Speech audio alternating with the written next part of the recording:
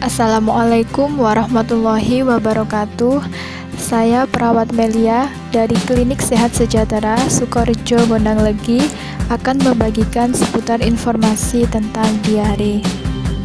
Diare adalah penyakit yang ditandai dengan bertambahnya frekuensi defekasi lebih dari biasanya atau lebih dari 3 kali sehari, disertai perubahan konsistensi tinja yang menjadi cair dengan atau tanpa darah dan atau lendir.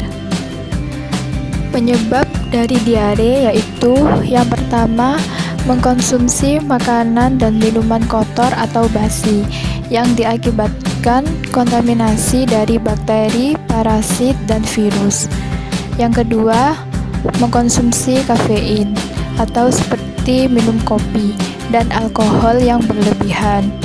Yang ketiga, selain asupan nutrisi, faktor psikologi bisa mempengaruhi sistem pencernaan termasuk menyebabkan diare.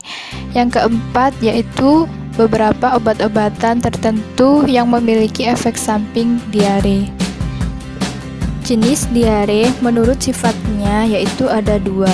Yang pertama yaitu diare akut, adalah buang air besar dengan frekuensi yang meningkat dan konsistensi tinja yang lebih lembek dan cair. Datangnya bersifat mendadak dan berlangsung kurang dari 2 minggu. Yang kedua yaitu diare kronis, adalah diare yang berlangsung lebih dari 2 minggu. Tanda dan gejala dari diare adalah yang pertama yaitu muntah, yang kedua demam, yang ketiga nyeri perut, yang keempat berat badan menurun, yang kelima tidak nafsu makan, yang keenam lemah. Pada anak yang mengalami diare tanpa dehidrasi atau kekurangan cairan, tanda-tandanya yaitu yang pertama, buang air besar cair 1-2 kali sehari. Yang kedua yaitu tidak muntah. Yang ketiga tidak haus. Yang keempat masih mau makan. Pada anak yang mengalami diare dengan dehidrasi ringan atau sedang, tanda-tandanya yaitu 1. Buang air besar cair 4-9 kali sehari. 2. Kadang muntah 1-2 kali sehari. Yang ketiga, kadang panas. 4. Anak merasa haus. Yang kelima, tidak mau makan. Yang keenam, badan lesu lemas. Pada anak yang mengalami diare dengan dehidrasi berat, yaitu tanda-tandanya 1. Buang air besar terus-menerus. 2. Muntah terus-menerus. 3. Anak merasa haus sekali. 4. Mata cekung. 5. Bibir kering bahkan sampai membiru. 6. Tangan dan kaki dingin. 7. Sangat lemah. 8. Tidak mau makan. 9. Tidak kencing selama 6 jam atau lebih. 10. Kadang-kadang disertai kejang dan panas yang tinggi. Adapun cara untuk mengobati diare, yang pertama yaitu dengan oralit sebagai pertolongan pertama untuk mengobati diare. Yang kedua, perbanyak minum air putih.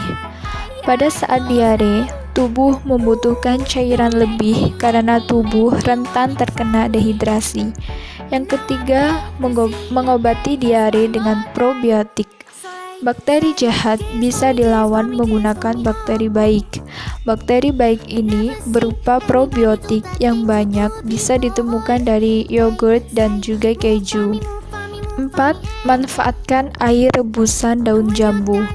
Kandungan flavonoid yang dimiliki daun jambu bermanfaat mengurangi cairan yang ada di dalam feses.